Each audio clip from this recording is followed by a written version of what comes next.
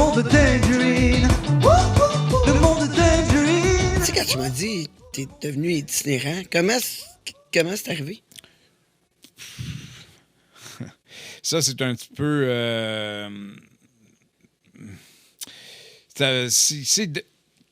il est arrivé d'une situation que j'ai appris, ça m'a révolté. Mon père, là, c'est mon idole. Oh boy, c'était un petit peu touché comme situation. C'est que j'habitais avec mon père. Ma mère est partie, j'avais 2 ans. Okay? Donc, c'est mon père qui a eu ma garde quand j'étais jeune. Mon père, c'est un professeur d'éducation physique. Puis, des années 70, un père qui a la garde de son fils, là, de son enfant, c'est jamais vu. Là. Mon père, c'était le premier Québécois à avoir la garde des gars de son père, de son fils, de son enfant. Puis, donc, puis là, est arrivé une situation, je ne vais pas trop entrer dans les détails, c'est comme quelqu'un fait ça à mon père, ça, je ne comprends pas. J'ai une rébellion, j'ai commencé à consommer de la coke, de la freebase. My God, oui. Puis j'étais délinquant. Mon père, il m'a envoyé rester chez ma mère. Puis là, c'est vraiment dégringolé. Puis là, ma mère était plus capable. Je la comprends. J'étais fucké ces bords. Là. Elle m'a mis dehors. Puis j'étais un itinérant un bon 4-5 mois. À partir du mois de janvier, j'ai couché des bancs à Baconfield sur la... Wow. Sur Itinérant à Baconfield. Comment c'est? C'est bizarre, un itinérant à Baconfield. Là. Ben, gars, moi, riche, là, je reste à Rosemère, Boisbriand, Sainte-Thérèse, là, dans ce bout-là. Là, je suis comme aux limites de tout. Puis nous autres, on a une itinérante.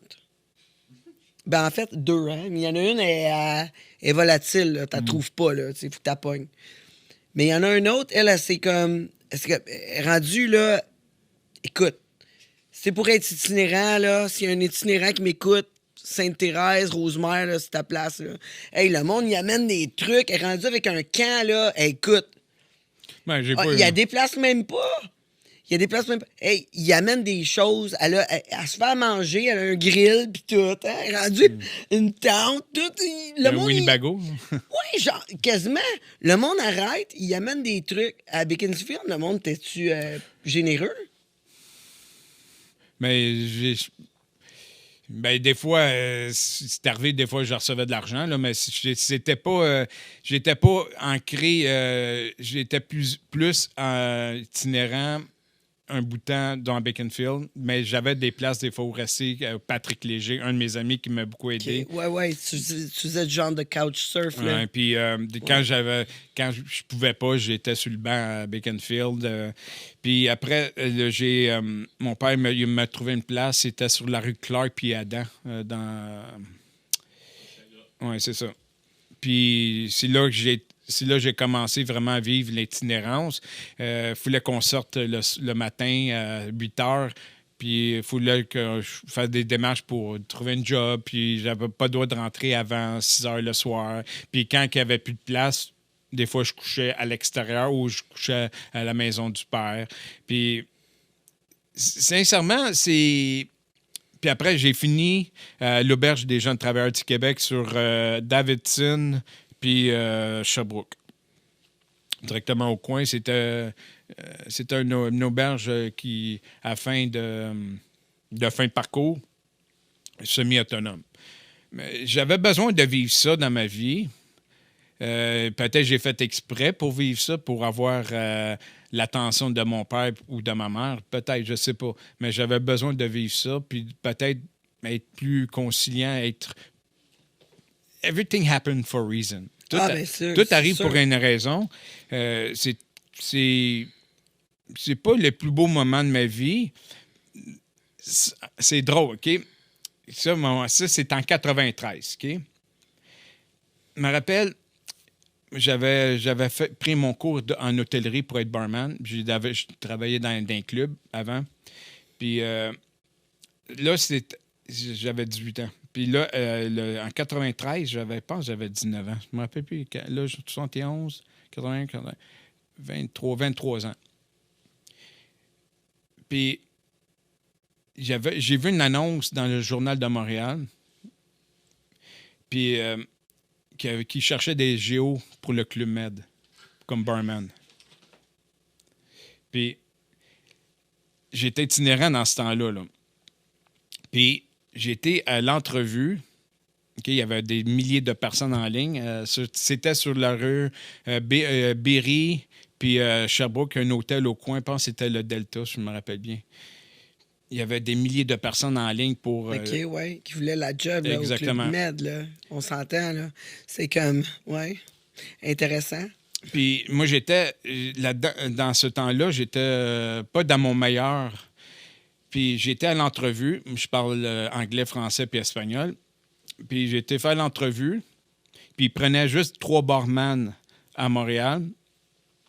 J'étais parmi les 3 barman, 3 Québécois à être acceptés pour Être choisi, être oui. choisis. J'étais... Wow. Puis j'avais laissé le numéro de téléphone de mon père pour me rejoindre. Ben, je ne savais pas où que je couchais. Là. Je couchais d'un bord puis de l'autre.